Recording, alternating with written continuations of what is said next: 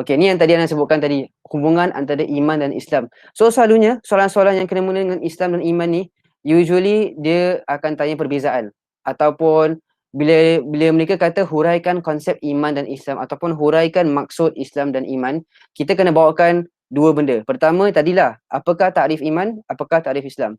Kedua, hubungan antara dua perkataan ni. Apakah hubungan antara iman dan Islam?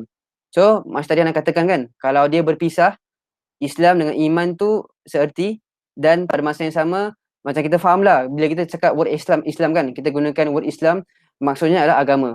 Tapi bila kita use the word iman, maksudnya adalah kepercayaan. Kan? Usually that's the case. Even kita main daily usage, kita katakan oh orang ni masuk Islam. Kita tak cakap orang ni masuk iman kan, kita cakap orang ni masuk Islam. So Islam maksudnya apa? Agama. Okay, tapi kita cakap oh, orang ni beriman lah.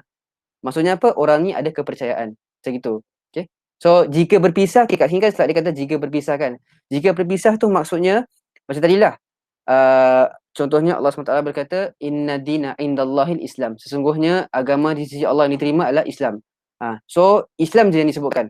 Perkataan iman tidak ada dalam ayat ini. So terpisah. Okay, tapi kalau disatukan maka kedua-dua memberi makna yang tersendiri.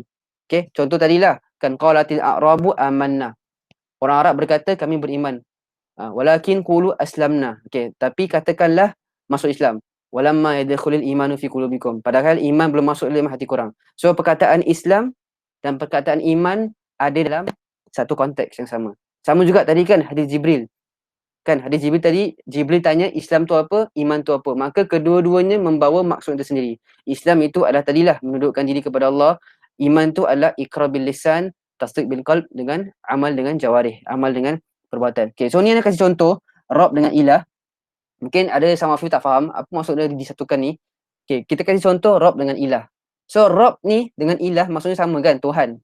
Tapi kalau Rabb dengan ilah ada pada ayat yang sama, maksudnya berbeza. Contoh, qul a'udzu birabbin nas. And then malikin nas, ilahin nas. Nampak? So Allah gunakan tiga, Rabb, ilah, malik. Kalau kita kata Rabb tu Tuhan, ilah tu Tuhan, then redundant lah kan, menunjukkan yang Allah ni Allah repeat certain words. Tapi mukjizat Al-Quran menunjukkan bahawasanya setiap perkataan tu ada maksud yang lebih. Jadi bila Allah SWT kata qul a'udzu birabbin nas, maksud Rabb di sini berbeza dengan maksud ilah. So qul a'udzu birabbin nas maksudnya adalah katakanlah wahai Muhammad, sesungguhnya aku meminta perlindungan dengan Rabb, pencipta, pentadbir manusia. Malikin nas, raja manusia, ilahin nas, Tuhan yang disembah oleh manusia.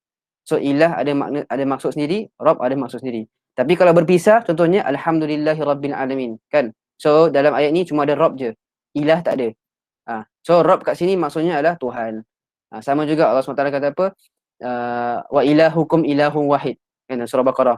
Wa ilahukum ilahu wahid. Dan Tuhan kamu hanyalah satu Tuhan. So kat sini ilah pun maksudnya Tuhan juga.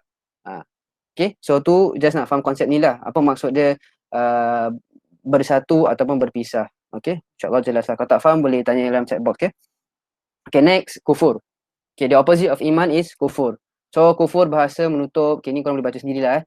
Istilah tu apa, quite clear. Okay, yang Ana rasa perlu penjelasan is this. Kufur azhar dengan kufur akbar. Okay, kadang-kadang mereka akan tanya soalan pasal jenis-jenis kufur. Ataupun huraikan maksud kufur dan jenis-jenis kufur. Okay, so dalam akidah, dalam perbahasan akidah, kufur ni dibagi kepada dua. Kufur asghar dengan kufur akbar. So technically speaking, kufur akbar ni siapa yang melakukan ataupun siapa yang melakukan kufur akbar, maka dia telah keluar dari agama Islam. Okay, dan apakah benda-benda yang boleh keluarkan kita dari agama Islam tadi itulah. Yang 9 tadi kan kita tunjukkan. Itulah benda-benda siapa yang buat tu, maka dia dah melaksanakan satu amalan kufur akbar dan dia terkeluar daripada Islam. Okay. Sama. Okay, kufur azhar is opposite. Kufur azhar dia dosa besar yang mungkin besarnya tinggi lah. Kira dosa yang besar lah. Okay. Cuma siapa yang lakukan dosa ini maka dia tak keluar daripada agama Islam. Okay.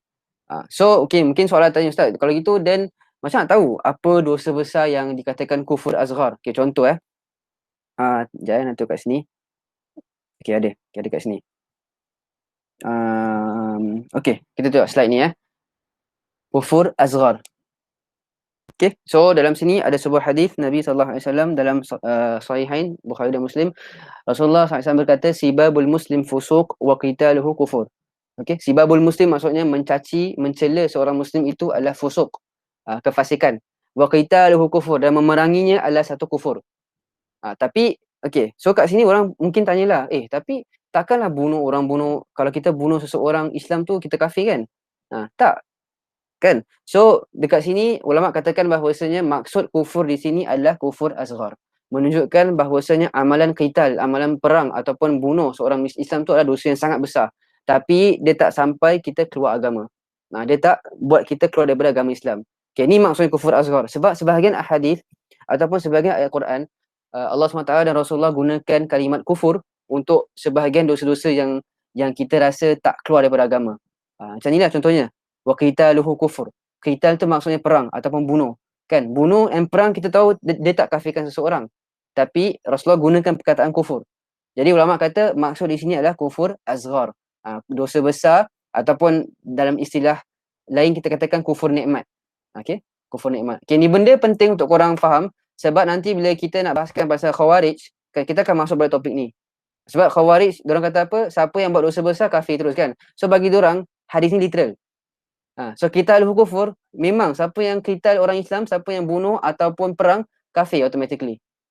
And itulah macam mana kalau korang nak tahulah macam mana ISIS dan teroris kat luar tu faham hadis. Okay, so diorang ambil qitalul kufur kan, diorang just gunakan tu, nampak Rasul kata kufur, berkufur lah. So siapa yang bunuh atau perang, maka dia telah kafir. Jadi siapa yang tak agree dengan kita, okay, let's say ISIS siapa yang tak agree dengan ISIS, perang dengan ISIS, dia kafir. Macam itu. Okay, so khawarij pemikiran macam itu. Tapi ahli sunnah kita kata apa? Tak. Kufur di sini ada dua. Kufur akbar dan kufur asghar. Okay, kufur akbar adalah kufur yang mengeluarkan kita dari Islam. Okay, so kita tengok slide ni. Slide tentang kufur akbar. Okay, kufur akbar tu apa? Siapa yang siapa yang mengamalkan atau beriktikad sesuatu yang membatalkan iman. So yang tadi itulah kita list down kan, perkara-perkara yang membatalkan keimanan seseorang. Sihir, ataupun syirik, ataupun kita mengingkari Quran dan Sunnah, tak percaya Quran Sunnah tu betul, ataupun kita nak cakap arak tu tak haram, babi tu tak haram, apa lagi, riba tu tak haram, kita halalkan zina. Tu semua benda-benda yang mengingkari asal usul Islam. Okay, so benda-benda tu yang membatalkan keimanan seseorang. So ini yang kita katakan sebagai kufur akbar. Okay, mungkin satu soalan yang penting lah. Ustaz, kalau gitu, okay, let's say lah senario okay, ni mungkin tak ada kena sangat dengan people, tapi yang rasa penting untuk tahu. Okay, let's say kita nampak ada orang tu dia jumpa bomoh, ataupun dia main horoskop, ataupun dia tiba-tiba kita nampak dia pergi temple kan, dia pergi pegang tu Buddha punya patung. So kita cakap dia dah macam kufur lah kan, sebab dia dah syirik ataupun dia dah amalkan sihir. Adakah hukum dia macam itu? Okay, so ni part penting. Penting sangat sebab inilah yang bahayanya masalah kufur ni. Sama orang, diorang ingat macam, kalau orang ni dia syirik atau orang ni dia lakukan sihir, automatically dia kafir. Tak semestinya. Sebab kita kena tahu orang tu, kita kena tengok keadaan dia. Okay, so kat sini dalam slide ni kita nampak ada penghalang-penghalang kufur. Kan? Boleh jadi orang tu buat sebab dia jahil. Dia tak tahu pun yang syirik tu, okay, bukan syirik lah, let's say pergi bomoh tu haram. And sadly, some orang Melayu macam gitulah. Diorang fikir macam gitu. Okay, jumpa bomoh, buat benda-benda yang khurafat ni semua, kira tak ada apa-apa. Bahkan ada yang ingat itu ajaran Islam. So kita tak boleh senang-senang kata, kau dah kufur, kau dah kafir. Kan, tak boleh. Sebab kita kena tengok keadaan dulu. And sebab tu ulama selalu kata masalah takfir kan, masalah nak kufurkan seseorang ni bukan kerja kita, tapi adalah kerja para ulama. Sebab itulah, orang boleh saja je kufurkan orang, kan? Tiba-tiba orang ni kita nampak dia pegang patung Buddha, terus kita cakap, kau dah kafir, kau syirik. Ataupun kita nampak dia bow atau bend badan dia terhadap depan, kan? Tapi kita tak tahu keadaannya macam mana. Boleh jadi dia lupa, boleh jadi dia kena paksa. So ada banyak factors yang penting untuk kita tahu sebelum kita datangkan hukum kufur. Okay, ni penting sangat sebab anak-anak korang pun tersalah faham ataupun ini macam ginilah, macam mana golongan-golongan yang radikal seperti ISIS dan teroris ni, khawarij yang selalu brainwash remaja-remaja kita sekarang. Okay, so benda ni penting. Okay, kita bukan senang-senang, just because someone does it doesn't mean dia automatically kufur. Okay, mungkin lagi satu contoh yang jelas okay, sebelum kita masuk beriman kepada Allah ni, okay, another example yang tadi tu anak kata, kita tahu yang ramai daripada kalangan ulama salaf, okey, contohnya Imam Syafi'i, Imam Malik, Imam Ahmad bin Hanbal, mereka kata apa? Siapa yang mengatakan Quran itu makhluk, maka dia telah kafir. Mungkin korang pernah come through benda ni lah kan, belajar sirah ke, belajar IRK ataupun belajar akidah sendiri kan, kita nampak ramai kata-kata ulama salaf, ulama-ulama yang dah lepas seperti Imam Syafi'i, Imam Malik, Imam Ahmad, mereka kata apa? Oh, siapa yang kata Quran tu makhluk, kafir. And kita tahu for sure Mu'tazilah yang kata Quran itu makhluk. Tapi kita tak nampak pun satu di antara mereka, yakni Imam Syafi'i ke Imam Malik, kafirkan Mu'tazilah. So nampak? Okay. Mengatakan sesuatu perkara itu kafir atau kufur berbeza dengan nak cakap orang tu kafir. Okay. Kalau Mu'tazilah kata Quran tu makhluk, tak semestinya diorang kafir. Boleh jadi tadilah, boleh jadi diorang salah faham, boleh jadi diorang tak tahu, boleh jadi diorang kena paksa, boleh jadi ada a lot of other factors lagi.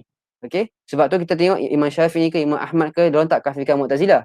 Okay. Sebab walaupun Mu'tazilah kata Quran tu makhluk, tapi kita katakan Quran, siapa yang kata Quran itu makhluk adalah kufur. Sama juga kita katakan siapa yang amalkan sihir maka dia telah kafir. Siapa yang mengingkari Quran dan sunnah maka dia telah kafir. Tapi tak semestinya orang yang mengingkari Quran sunnah pada masa itu sendiri adalah kafir, sebab kita nak kena tengok kondisi dia dan sebagainya. Okay, harap jelas Wallahu alam. Okay.